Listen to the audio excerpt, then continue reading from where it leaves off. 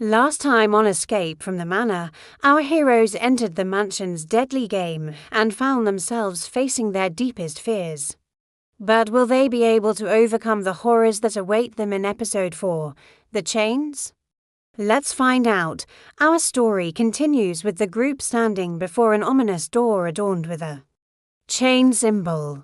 Heavy metal sounds echo from beyond. Before anyone can reach for the handle, the door swings open on its own, beckoning them inside. Guys, I don't like this," says Emily, her voice trembling.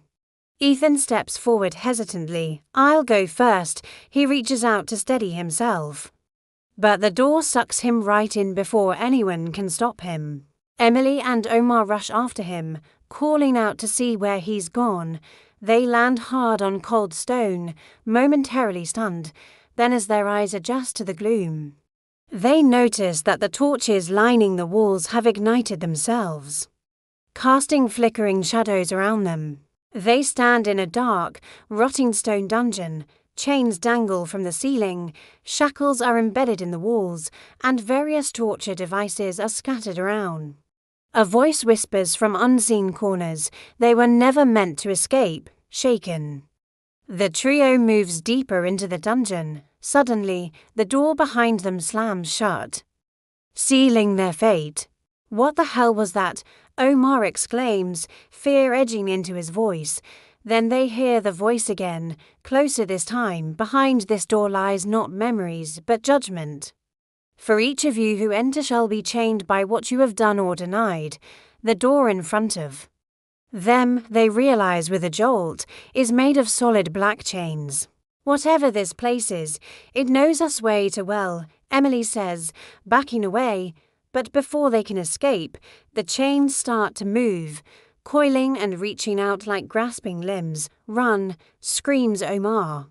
And they do. As they flee, the chains detach, forming shackles that bind Ethan to the wall. He writhes in surprise, struggling against the cold, hard stone. In front of him is a vision of a burning building and a woman's lifeless form lying at his feet. He cries out, "No, I can't breathe. It was an accident. I had to jump." He remembers the moment when he chose to save himself, leaving her to die. And in that instant, his worst nightmare becomes reality. Ethan suddenly finds himself dangling in chains beside a shadowy figure. Startled, he tries to scream, but his voice is hoarse and weak. "Help me. Someone, please help me." Across the dungeon, the chains pull Emily down, hissing as they wrap around her legs. "Tell them what you did," they whisper. She looks back, her eyes wide with terror. What did I do?" But the chains tighten, forcing her to relive the memory of her crime. Meanwhile, Omar stumbles, crashing into a cage. He looks up to see more chains dragging him down. As they coil around him, he realizes he's trapped. Then the sound of screams pierces the air. Echoing his own terror, from above, the hanged man with no face appears.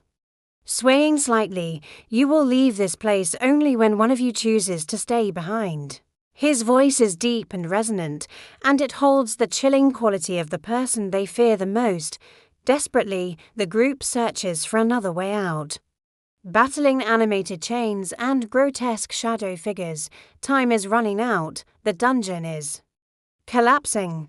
The door back to the mansion reappears, but it only opens for two. Ethan and Emily exchange a horrified look. Omar, trapped in the cage, bangs against the bars, shouting, "Come on, guys, go, leave me here." But Emily refuses.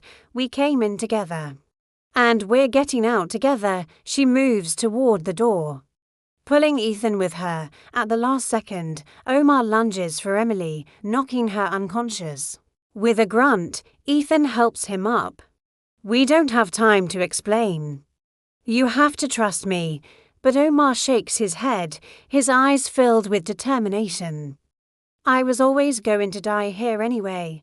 He turns, faces the chains, and shouts, "I wasn't going to make it no matter what." As Ethan and Emily escape through the door, which slams shut behind them, Omar disappears into the darkness. Back in the mansion, the group now has the keys, but they've lost to people.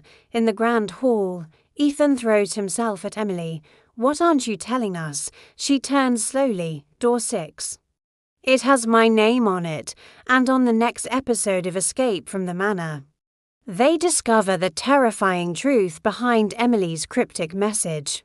"That doesn't make any sense," says Ethan, his face pale. Why would she say that? As the others search for clues, the room around them begins to glow a menacing blood red. A heartbeat echoes behind door 6. Suddenly, a child's voice whispers from within, "Mommy." "Are you in there?" Then another voice, colder and crueler, replies, "No." "My darling, Mommy isn't here anymore." Just as they're about to run, the door swings open, revealing a dark, narrow hallway. At the end, a single eye peers out, blinking slowly, now on escape from the manor. They must confront their deepest fears and escape the mansion before it's too late. But will they be able to survive the horrors that await them? Find out next time.